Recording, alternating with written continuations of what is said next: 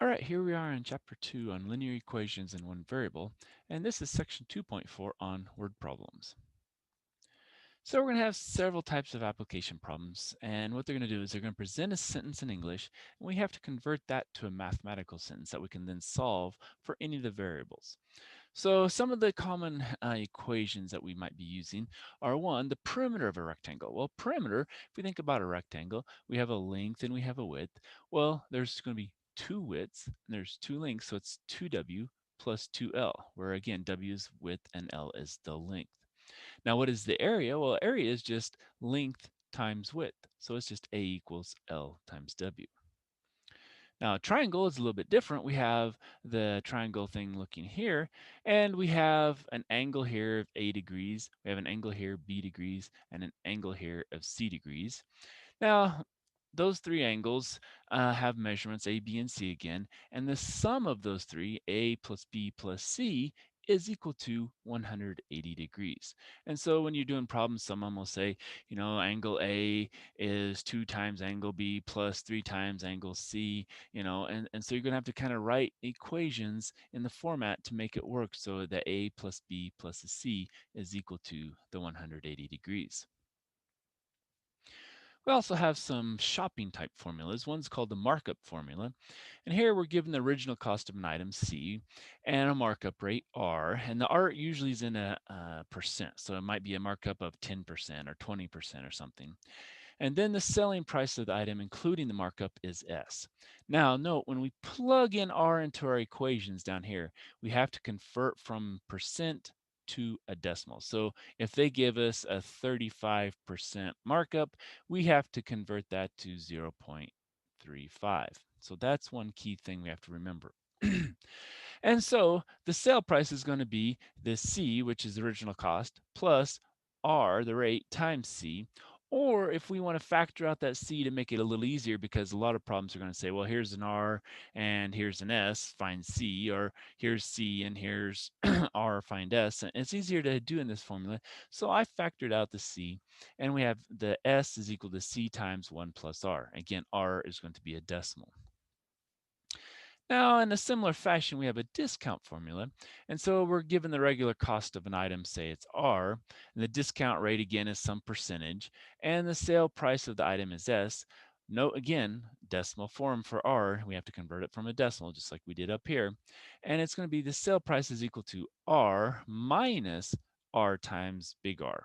Okay, so it's going to be basically we factor out that big R, the original cost of the item, and it's going to be multiplied by 1 minus our rate of discount. So that's how we're going to solve for discount formulas. Now, simple interest, depending on how the problem's set up, some of them don't have a time period, some do have a time period, but we have interest earned is going to be labeled as I, our principal is P, and our R again is rate, but it has to be a decimal just like we did up here. And then if we ever have a time, it's as T. So interest normally is just P times R, the principal times the rate, and that gives us how much interest. Now, if we have it times, say maybe over 5 years, so then we have to multiply by 5. So interest would equal be PRT, principal times rate times time. Okay, and so those are the main types of formulas we're going to be looking at here. And we're going to tie back into those. So, those are good ones to all remember, especially, the ones that have been simplified, such as that one, that one. Now, this one you can always remember and then put t is equal to 1 if they don't give us a t. So we just put in 1. And these, 2w plus 2l, hopefully you've learned that, and length times width. And then area, that might be a new one, or it might be one you have to refresh on, that equals 180 degrees. So let's start one. Well, here, the first one is the triangle one. So it says two angles of a triangle are the same. The third angle is 12 degrees smaller than the first angle. Find the measures of the angle. So, not that they're drawn to scale, but let's say this is going to be the smaller angle. This is going to be the same angles. Those are the same. So those two are the same. So let's call that maybe X, and that one's X. And so this is going to be what? Well, that's going to be the third angle is 12 degrees smaller than the first one. Well, that's going to be X minus 12. So we'll say X is equal to first and second angle, and x minus 12 is the third angle, okay? So what do we know about that? The two angles are the same size. The third is 12 degrees smaller than the first. Find the measures of the angle. Well, we can say x plus x plus x, oops, not plus, but minus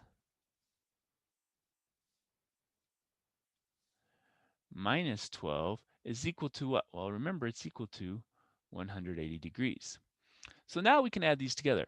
And this plus parentheses, I only put that in there because that was the whole thing. And so really we could drop it. So we have common terms, and then we have minus 12. Well, we need that on the other side. So let's add 12. And so we'll kind of do two things at once. We'll add 1, 2, 3x equals, then we have 192. Okay. So now we have to divide by 3.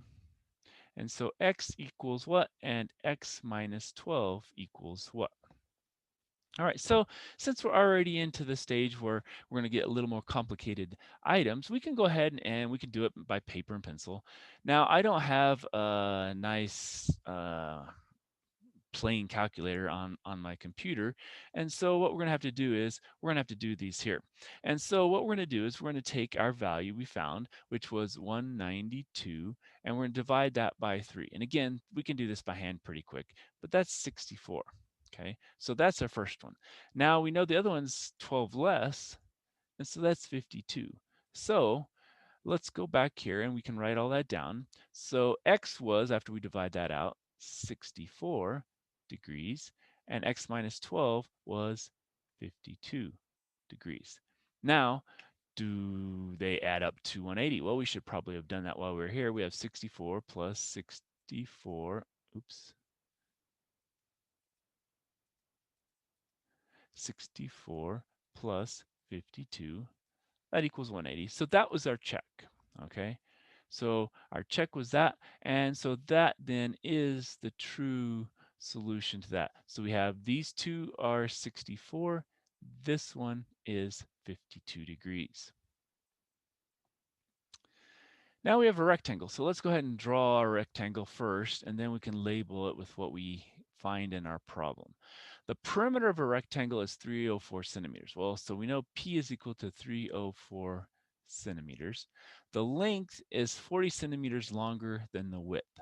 All right, so let's call this the width, and then the length is width plus 40, okay? Find the length and width, and then find the area of the rectangle. All right, so what are we going to do? Well, first, instead of using two different letters when we do an equation in this case, because they both have variables, we're just going to use the w plus 40 and the w. Okay, and then after that, we can simplify once we find those, and then we can find L and we can have W here. So we know that remember, perimeter is equal to 2L plus 2W. So 304 equals 2 times L. Well, L is W plus 40 plus 2W, so 2W. Okay. Now remember, we have to distribute still. So that's 2W plus 80 plus 2W. Well, now we have like terms, and we can subtract 80 from both sides. So on the right, we have 4W. On the left, we have a 4, and that's going to be a 2, and that's going to be a 2. And so now we need to divide by 4. And so W equals, well, 224 divided by 4, that's going to be a 5, that's 20, that's 24, that's 6. So that's 56, and we're using centimeters. And so L then is, well, L is 56 plus 40, so that's going to be 96. So that's 96 centimeters, okay? So now we have our length and our width from the perimeter, okay? So that's the first two things we need. Now we have to continue reading what the problem says. Now it says, find the area. Well, area is equal to 56 times 96.